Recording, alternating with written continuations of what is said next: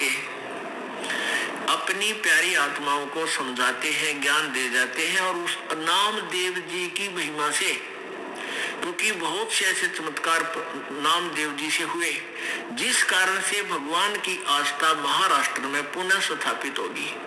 आज तक भी महाराष्ट्र के लोग नामदेव जी को बहुत ही आदर की दृष्टि से, और बहुत बड़े बड़े मेले लगते हैं उनके वहां पर। तो भगवान की चाह बनी रही। अब परमात्मा ने यथार्थ ज्ञान सारी पृथ्वी में फैला देना है, फिर पुण्यात्मा अपने आप इस मार्ग को ग्रहण करके पार कर जाएंगे।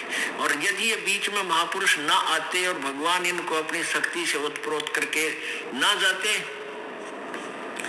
तो पूरा मानव समाज नास्तिक हो जाता, कोई भगवान के विषय में जानने वाला भी नहीं रहता, और काल का दाव लग जाता है। लेकिन परमात्मा नहीं लगने देते, समय समय पर आते रहते हैं और वो अनहोनी कर जाते हैं जो भगवान किया करता है। इसलिए इसी प्रकार आज हमारे भारतवर्ष में परमात्मा की महिमा परमात्मा की तरफ अभी जीवित है। अब जैसे हमने परमात्मा की जो लीलाएं सुनी थी, श्री रामचंद्र जी के विषय में हमने सुना था कि जब सीता जी को रावण उठा ले गया और फिर उसकी खोज हुई हनुमान जी द्वारा, फिर समस्या ये आई कि समुद्र के ऊपर पुल बनाना है। अब पुल बनाने के लिए श्री रामचंद्र जी ने 3 दिन तक समुद्र में घुटनों पानी में खड़ा होकर के समुद्र से याचना की थी, प्रार्थना की थी कि मुझे रास्ता दे दे, मैं बहुत दुखी हूँ, मेरी पत्नी को रावण उठा ले गया है और मैंने सेना पर ले पार करके उस राक्षस को खत्म करना, अपनी पत्नी को छुटवाना उसकी बंद से। लेकिन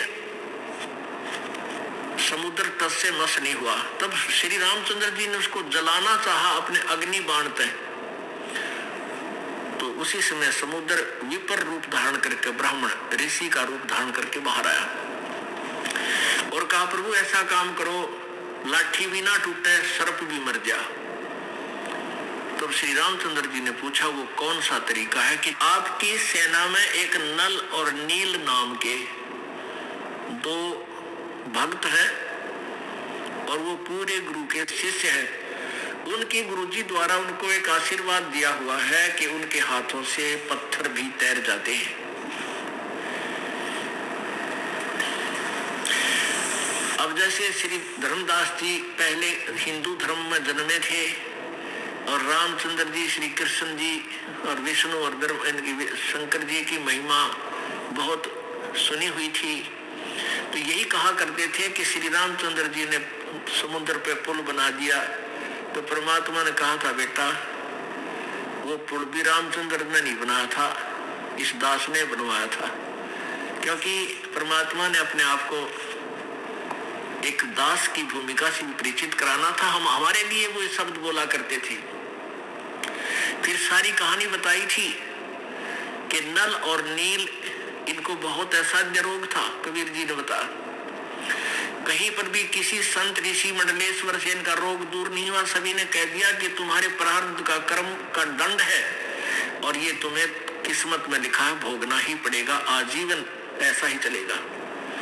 तब कबीर परमेश्वर के सत्संग में पहली बार गए थे, परमात्मा के चरण छुए थे। परमेश्वर कबीर जी ने इनके सिर पर हाथ रखा था तो दोनों स्वस्थ हो गए थे। उसके बाद इनकी सेवा में काफी रुचि होगी थी और ये काफी दिन परेशान रहने के कारण मेंटली डिस्टर्ब फिर भी रहते थे, लेकिन स्वस्थ पूरे हो गए थे। और भगवान में ज्यादा आस्था होने के कारण ये कोई कपड़े उपड़े भक्तों के, बूढ़े ठेरों के, जो रोगियों के सत्संग में आते थे, 2-4 दिन सत्संग प्रभु किया करते थे ऐसे दरिया के किनारे। तो वो नल और नील परमात्मा ने बता दिया था, बेटा जितनी सेवा भी करोगे वो काम आया करे। सत्संग में आकर के चौधरी नहीं पाके दास बनकर रहे और सेवा कर अपने हाथा ते, इस तो बहुत पाप कटा करे। अब वो तो दुखी थे, उनके तो कांटे निकल रहे थे। अब वो तो उस दुख में जूता पह रहे थे, भाई फिर ना लग जाए, और परमात्मा की प्रत्येक बात को सत्य मानते थे। तो ऐसे वो क्या करते थे, जैसे कोई बुजुर्ग है, बीमार है, उठ नहीं सकते, अंधे हैं, पैरालिसिस है, परमात्मा के पास ऐसे दुखी लोग ज्यादा आते थे और कुछ दिन मालिक उनको ज्ञान गुण सुना कर धीरे धीरे उनको स्वस्थ कर देते थे। तो वो नल और नील उनके कपड़े ले जाते धोने के लिए या बर्तन साफ करने के लिए। तो दरिया में बैठ, पहले साबुन सुबुन तो थे को ना, पानी में पहला भिगो दिया करते, मैल गल जाएगा, फिर देव मोगरा कूटा करते पत्थर पे घेर के, ऐसे कपड़े धोया करते, ऐसे ही बर्तन साफ करते थे, पहले पानी में भिगो देते, फिर रेत से साफ करा करते, दरिया के रेत से। इस दृष्टिकोण से वो कपड़ों को, बर्तनों को पानी में भिगो देते नल नील, और स्वयं दरिया के किनारे किसी वृक्ष के नीचे बैठ के सत्संग में सुनी हुई बातों से चर्चा करते थे और कहते थे, देख किसा भगवान मिला, अपना दुख दूर हो गया है, परमात्मा सब जगह घूम लिए थे, ये सारे नकली संत हैं, सबके पास चले गए थे हम, और सब लोग कहते तुम्हारे कर्म में लिख रखे तो भोगना ही पड़ेगा, देखा वो संत है, वो तो नकली है, सारे नकली। यानी इस तरह की बातें वो चर्चा चलती रहती। उधर से क्या होता, जब वो धोने के लिए जाते बर्तन कपड़े, तो कुछ कपड़े कुछ बर्तन दरिया के धार में बह जाते, उनको पता नहीं लगता, वो वापस आते लेके। अब किसी का कमीज को ना, किसी का पजामा खो गया, किसी की धोती नहीं था, किसी का कटोरा को नहीं, किसी की थाली गुम, तो इन्हों कहते भाई मेरे 4 बर्तन ले गया था, 2 लाए, तो उनको पता नहीं था। वो कहते नलनील है कि नहीं भी सारे लाए हम, तो न्यू के न्यू। तो फिर और जो दूसरे सेवक के बताते थे कि ये क्या कर रहे हैं, उन्हें भिगो कर दूर बैठ जाते हैं, ये भगवान की महिमा वहां चर्चा चलाते रहते हैं और पीछे से ये बह जाते हैं, इनको पता को नहीं, इनको भी पता नहीं सचमुच कोई वस्तु बह गई है। तो फिर 1-2 बार ऐसा हुआ तो उन्होंने कहा भी आगे से हम ठीक लाएंगे, नलनील कहने लगे आगे ध्यान रखेंगे, फिर भूल जाते। तो उन्होंने फिर एक दिन गुरुदेव के सामने कह दिया कि गुरुदेव ये भक्त है तो बहुत अच्छे, लेकिन ये ऐसे कहानी ऐसी बात बन जाती है, हमारे कोई कपड़ा गुम कराते हैं, कोई बर्तन, तो इनको कहो कि हमारी सेवा ना करें तो अच्छा है, हम कर लेंगे जैसे हमारे से होगी। तो वो फिर रोने लग गए, परमात्मा के चरण पकड़ के कबीर जी के। उन्होंने सोचा गुरु जी नाराज हो जाएंगे और तुम्हारे ऊपर वो आपत्ति फिर आवेगी। कहने लगे नहीं गुरुदेव, हमारी सेवा ना लेना प्रभु, हम बहुत ध्यान रखेंगे। तो दूसरे भक्त कहने लगे जी आए प्रत्येक बार ऐसे ही बोलते हैं, ये इनके बस की बात नहीं है और ये हमारा तो घना काम बिगाड़ दे, हम दुखी हो जाते हैं। ये नहीं कहते कि सेवाएं ठीक नहीं करते, इनसे कहो हमारी सेवाएं ना करें। तो परमात्मा अंतर्यामी थे, जान गए। कबीर जी कहने लगे भाई ठीक है। तो त्रेता युग में परमेश्वर मुनिंदर नाम से प्रकट थे और 120 यानी ऐसे ही जैसे अब कलयुग में काशी में 120 वर्ष लीला की, ऐसे ही मुनिंदर नाम से त्रेता युग में बचपन से लेकर और बड़ी आयु तक लीला प्रभु ने की, वहां रहा करते थे, सत्संग करते थे। तो हम क्योंकि अब कलयुग में कबीर जी की महिमा गा रहे हैं, तो सतयुग में उसी कबीर जी का नाम सतसुकृत था। तो सतसुकृत उर्फ कबीर जी कहने लगे भाई नलनील तुम सेवा करो बेटा, रो मत, आशीर्वाद है मेरा, आज के बाद तुम्हारे हाथ से कोई वस्तु जल में नहीं बहेगी, डूबेगी नहीं, चाहे पत्थर भी रख दियो बेटा। तो ये आशीर्वाद था कबीर भगवान का उस नल और नील को ऐसे। तो फिर वो नल नील से रामचंद्र जी ने पूछा, श्री राम ने, कि भाई अब बुलाओ नल नील को। अब नल नील के पास जो बुलाने गए, उन्होंने कहा चल आपको श्री रामचंद्र जी यानी राजा बुला रहे हैं और तुम्हारे हाथ में कोई शक्ति है क्या, पत्थर तर जाएंगे। समुद्र ने प्रकट होकर बताया है, तो बस फूल के डोडा हो गए, फूल का चौड़े पाकिए खाओ, हमारे अंदर शक्ति है। और वहां से चल पड़े। श्री राम ने चंद्र जी ने पूछा क्यों भाई बच्चों, क्या तुम्हारे हाथ में ऐसी कोई पावर है, शक्ति है, पत्थर तर जाएंगे? हाँ जी। अच्छा एक बार एग्जाम्पल एक्सपेरिमेंट करके दिखाओ मैंने। उन दोनों पत्थर ठाए, भरा भरा और रखे, पानी में डूब गए। दूसरे फिर ठाए, वो भी डूब गए। वो सोचे क्या हो गया, फिर ठा के रखा, वो भी डूब गया। तब समुद्र ने कहा कि नकम्यो, तुमने अपना गुरुदेव याद नहीं किया, तुम महिमा के भूखे हो। क्योंकि उन्होंने सोचा कि आज तुम्हारी महिमा पूरी सेना में हो जाएगी और तुम्हारे जो है ना पूरी सब महिमा करेंगे, अंगद भी फेल हो जाएगा, हनुमान जी भी फेल होगा तुम्हारे सामने, या किसी के पास पावर नहीं हमारे पास। और यह जीव ने मारे, जिस दिन मैं शब्द आ जाता है उसी दिन प्रभु का हाथ उठ जाता है। फिर ये जीव का जीव है, क्या क्यों होता जीव का बता। ये आकाश में उड़ जाता था रावण, एक मालिक की शक्ति लेकर छोटी सी भक्ति करके उसमें सिद्धि प्राप्त कर ली, हवा भर ली टायर में, और वह पंचर हुआ तो फिर हृदय ही हो गया, कुछ ना पाया। तो ऐसे हमारी यह दुर्गति न्यो हो सके। इतने में समुद्र बोला कि अपने गुरुदेव ने याद कर दिया तुम्हें, भगवान ने भूल गया दिखा है। तब उन्होंने अपने गुरुदेव को याद किया है, और परमात्मा ने तो करना था वो काम, क्योंकि भक्ता के हितकारी बनकर सबकी करो संभाल जी, सबकी यानी तीनों लोकों में प्रवेश करके सबका धारण पोषण करने वाले, यानी सबकी जैसी भी कोई आपत्ति जो उनके संस्कार वश है, ये परमात्मा ही जाके करता उनको, ठीक है।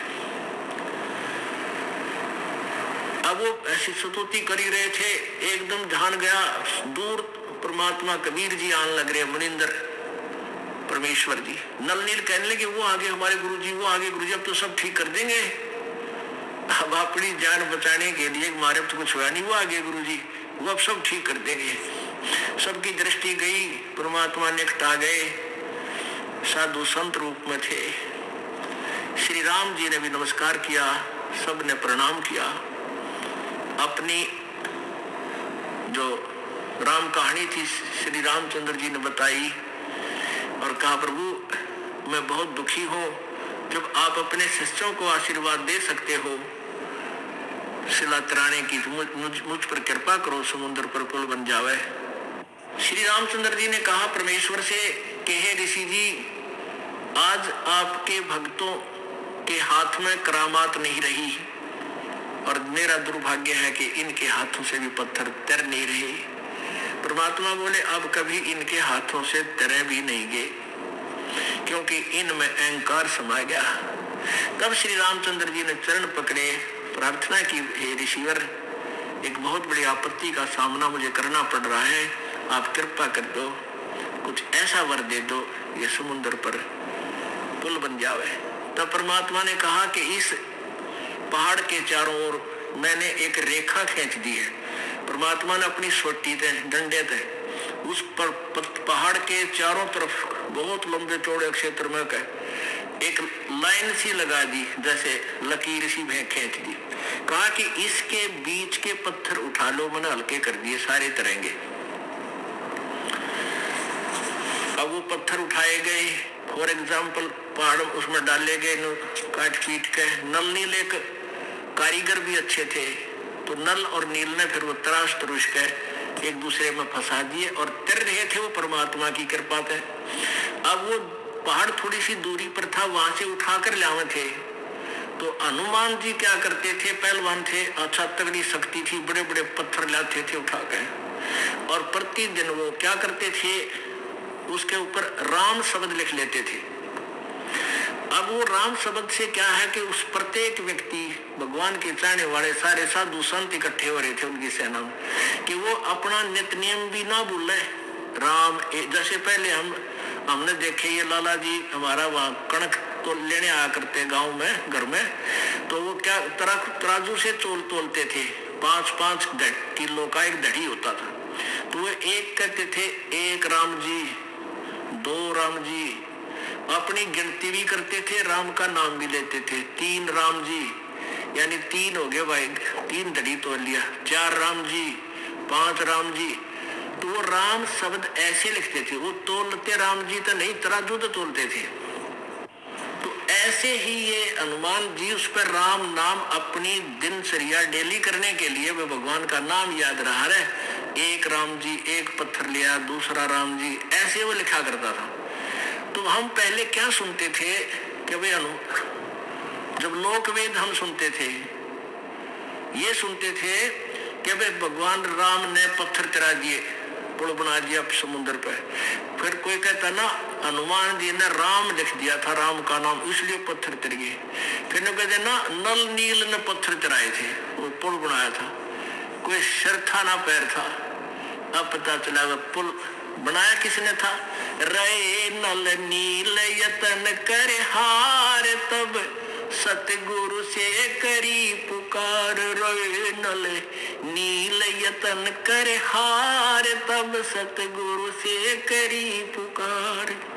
जा सतरे खा लखी अपार सिंधु पे सिला कराने वाले। जा सतरे खा लखी अपार सिंधु पे सिला कराने वाले। धन धन